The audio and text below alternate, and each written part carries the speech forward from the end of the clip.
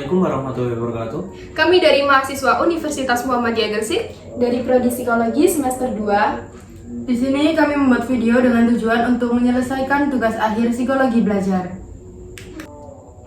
Sebelumnya perkenalkan kami dari kelas Psikologi Pagi A. Nama saya Karisma Yoginoviana dengan NIM 220701001. Saya Firda Jumar Sandita dengan NIM 220701002. Saya Mandano Raziza dengan NIM 220701012. Saya Muhammad Wildan Sanromli dengan NIM 220701041. Hai semua, hari ini kita akan membahas sebuah berita yang cukup booming hari-hari ini, yaitu tentang Reyanza. Siapa yang sih yang tidak kenal dengan Reyanza? Bayi lucu yang sangat imut dan juga keponakan online kita semua. Oke, langsung saja.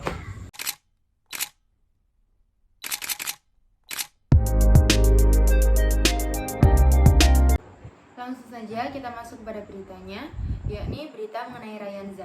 Siapa sih yang nggak kenal Reyanza? Reyanza merupakan putra kedua dari Raffi Ahmad dengan Nagita Slavina atau biasa akrab dengan sebutan Raffi dan Gigi.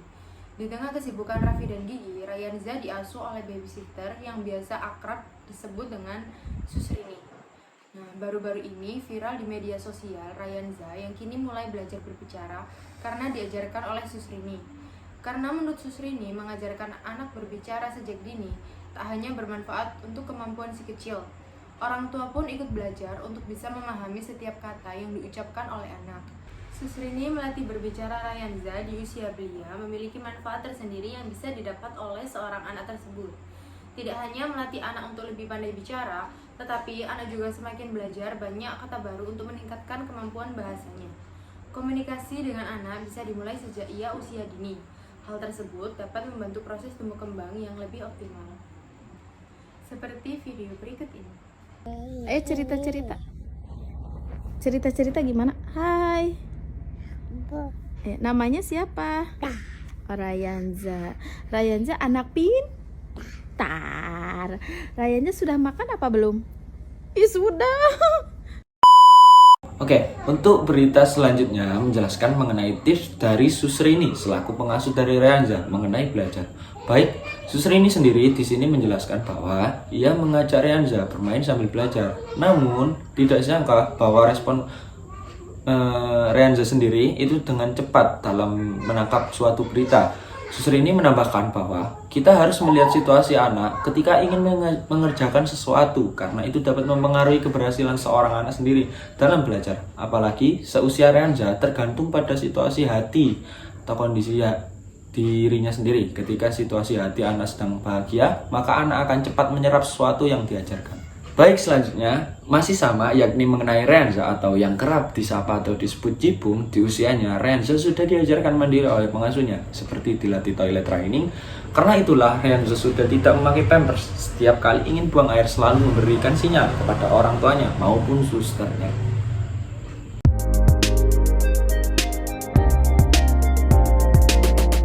Untuk pembahasan selanjutnya, kita akan membahas mengenai kaitan dan juga analisa dari studi kasus yang sebelumnya kita bahas dengan teori-teori yang ada dalam psikologi belajar.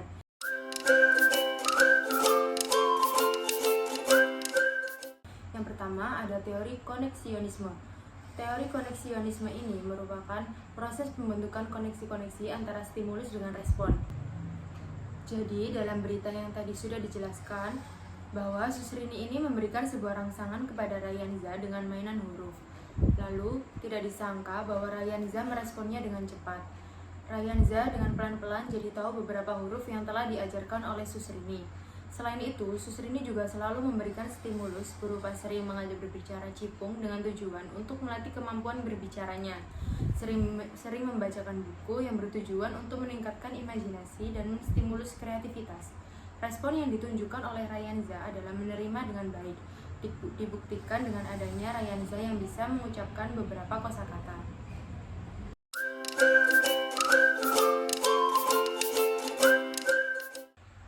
Yang kedua ada teori operant conditioning.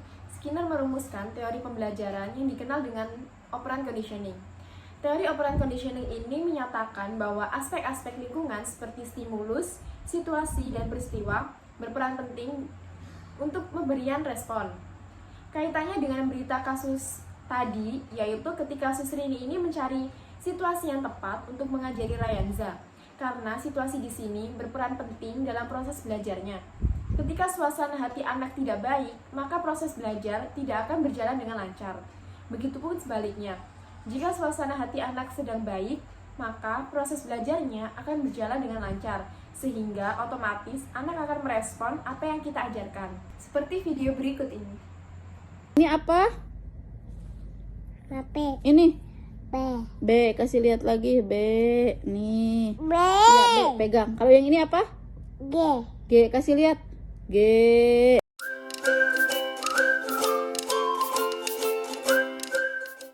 Yang ketiga ada teori kognitif.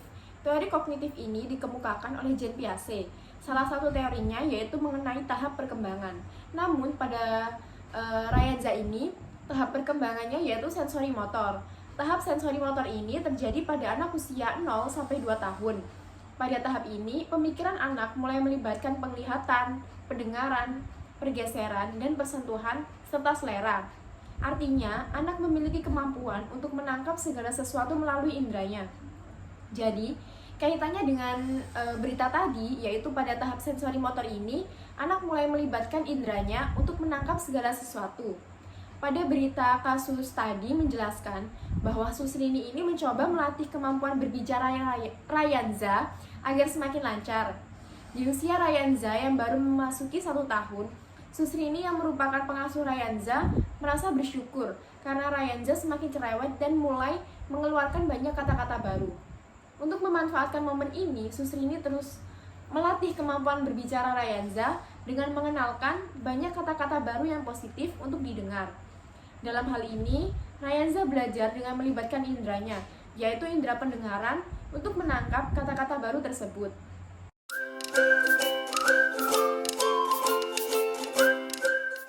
Oke, selanjutnya kita masuk ke teori psikoseksual. Teori ini dikemukakan oleh Sigmund Freud dalam kehidupan. 3 tahun usia pertama anak adalah masa golden period. Pada masa ini, penting bagi anak untuk diajarkan segala sesuatu yang baik untuk mendorong tumbuh kembang anak. Terhadap dari teori psikoseksual ini sendiri ada 5. Yang pertama, oral anal. Pada tahap anal ini, fokus utamanya adalah libido, pengendalian kandung kemih dan buang air besar. Dalam hal ini adalah toilet training. Analisis, seperti yang sudah dijelaskan dalam berita bahwa Ryanza berusia yang 1 tahun lebih dari 4 bulan. Dalam usianya, Ryanza sudah tidak memakai pampers dan dia mampu memberikan sinyal jika ingin membuang air besar kepada suster dan orang tuanya. Yang ketiga ada palik, yang keempat ada laten, dan yang kelima ada genital.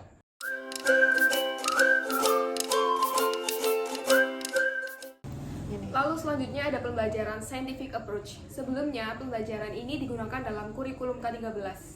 Dalam pendekatan scientific ini terdapat beberapa tahap atau kegiatan, yaitu yang pertama ada observing atau mengamati.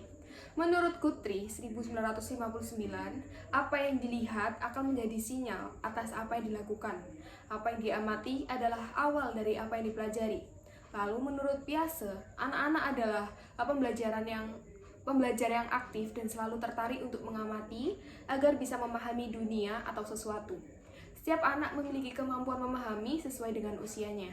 Dalam tahap ini, Susrini rajin dalam memberikan stimuli, baik sensorik maupun motorik. Dalam melatih sensori dan motorik, pastinya Ryanza memperhatikan dan mengamati apa yang dilihatnya.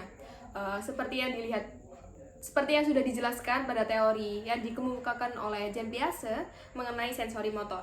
Langkah pertama dalam melatih sensorik dan motorik anak pastinya memberikan modeling agar anak bisa menirukan apa yang dilihatnya, seperti yang dilakukan oleh Susrini pada berita, yaitu memberikan contoh dalam menulis huruf, menggambar lingkaran, dan masih banyak lagi.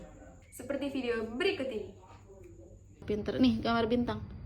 Nih, nggak apa-apa nanti dilap. Nih, sok bikin gambar bintang. Lalu selanjutnya ada Vygotsky menyatakan bahwa lingkungan yang dimiliki seseorang anak adalah pembentuk pengetahuan tentang dunia. Seperti yang kita ketahui bahwa Ryanza berada di lingkungan yang terbilang dikelilingi banyak orang. Karena itu, Ryanza sering melakukan komunikasi yang dimana komunikasi tersebut bisa menambah pengetahuan anak. Lalu tahap yang kedua adalah questioning atau menanya atau bertanya. Menurut Piaget, anak-anak seringkali mengalami equilibrium atau keseimbangan karena mampu menafsirkan dan merespon sesuatu peristiwa. Jika anak tidak mampu menafsirkan, maka anak tersebut akan bertanya. Dalam berita, Susrini mengatakan bahwa dia akan bertanya apa yang diinginkan oleh Ryanza. Misalnya, Ryanza mengambil mobil, berarti dia tertarik entah karena roda atau bentuknya. Nah, kalau sudah seperti itu, anak bisa bertanya. Bertanya inilah termasuk ke dalam tahap questioning. Lalu tahap yang ketiga adalah associating atau menalar. Menurut Piaget, anak-anak memahami suatu peristiwa berdasarkan pengalaman yang dimiliki. Apa yang ditangkap oleh indera akan diamati dan dinalar untuk selanjutnya dipahami. Dalam proses penalaran terjadi selecting dan connecting yang dibuat oleh Thorndike. Lalu selecting itu sendiri adalah memilih hal-hal yang menarik untuk diamati. Seperti yang sudah saya katakan pada tahap questioning, yang dimana Ryanza diberikan kebebasan untuk memilih apa yang disukainya. Lalu Ryanza memilih mobil yang berarti hal itu menarik bagi dirinya. Kembali pada poin Ryanza diberi kebebasan untuk memilih sesuatu, ini juga bisa dikaitkan dengan teori belajar humanistik yang dimana penerapan teori pembelajaran humanistik ini keinginan atau ketertarikan anak dengan sesuatu yang dipilihnya bisa membuat si anak semangat belajar. Dalam berita Susrini sering mengajak bermain Ryanza, dan Ryanza tadi akan memilih mainan yang diinginkannya. Saat bermain itu, Susrini menyelipkan kegiatan belajar. Lalu, untuk connecting itu sendiri adalah mengaitkan hal tersebut menjadi suatu pengetahuan baru. Contohnya, dalam tahapan selecting nantinya bisa menimbulkan proses menanya maupun bertanya seperti, ini namanya apa? Jawaban yang kita berikan ini akan menjadi pengetahuan baru bagi anak. Lalu tahap yang selanjutnya, yang keempat, experimenting atau praktik.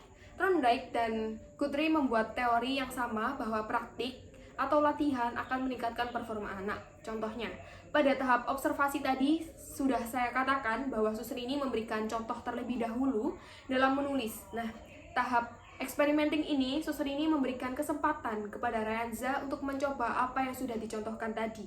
Tahap yang kelima atau yang terakhir adalah processing, adalah kegiatan merumuskan pengetahuan yang sudah dialami sebelumnya.